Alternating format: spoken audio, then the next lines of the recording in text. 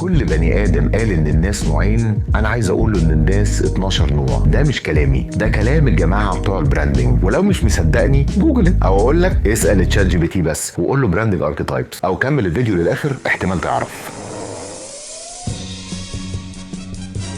مساء او صباح الورد عليكم حسب التوقيت المحلي وانتم بتشوفوا الحلقه دي. انا ايمن انور وانتم دلوقتي مع صوت البراند. كتر الكلام عن الاركيتايبس، ولو ما تعرفش عنهم حاجه فهم شخصيات كلنا نعرفها وعدت علينا. بس جه جدع اسمه كارل يونغ وقال على فكره كلنا وبلا استثناء مولودين ومتفقين من غير ما نقول لبعض ان في شخصيات محفوره بالتئام في نافوخنا شبه الابطال الموجوده في الكوميكس والافلام. هو بقى قال ان ده لا وعي جماعي، كولكتيف انكونشس. عشان نقرب الفكره، تخيل كده وانت قاعد وسط ناس ولقيت واحد ساكت وتفاعله هادي، واول ما ينطق تلاقي كلامه موزون. ساعتها بتقول لنفسك ان الجدع ده ايوه بالظبط حكيم وانت عندك كولكتيف انكونشس. كارل يونغ اكتشف 7 شخصيات، بس الابلسه بتوع التسويق خدوا كلام كارل وطبقوه على براندز مع بعض التعديلات اللي خلوها 12 نوع. وعشان كنت اقدر احفظهم اخدت الحروف الاولانيه من كل تايب وطلعت الجمله دي: مش كور جلك، ودي اختصار ماجيشن، اكسبلورر، سيج، هيرو، كرييتر،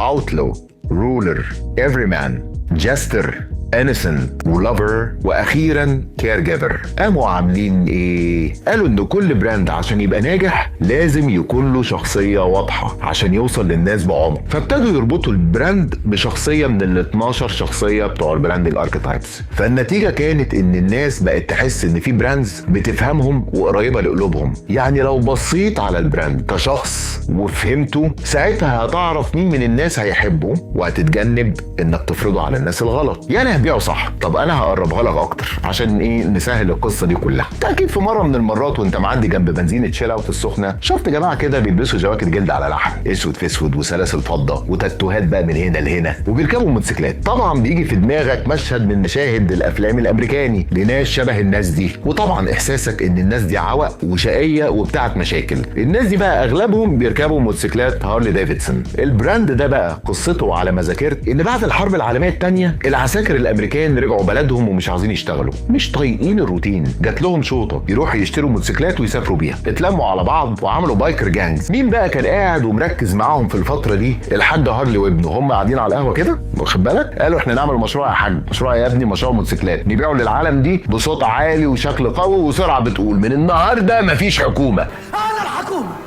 هم بصراحة قالوا all for freedom freedom for all، اللي هو بالبلدي عيش حر أو موت وانت بتحاول. هارلي ديفيدسون نقلت هامش المجتمع وعملتهم ترند وخلتهم رمز حرية وتمرد، مش بس موضة أو عصابات. تخيل بقى البراند اللي اسمه هارلي ديفيدسون ربط نفسه بشخصية من شخصيات البراندنج اركيتايبس، ألا وهو شخصية المتمرد The Outlaw. وده اللي هنعرفه بقى في الحلقات اللي جاية عشان تبقى تجيلي تاني. لو حابب تكمل الرحلة دي ما تنساش تعمل لي سبسكرايب ولايك وتسيب لي كومنت وتدوس على الجرس. انا ايمن انور وانتم كنتم مع صوت البراند.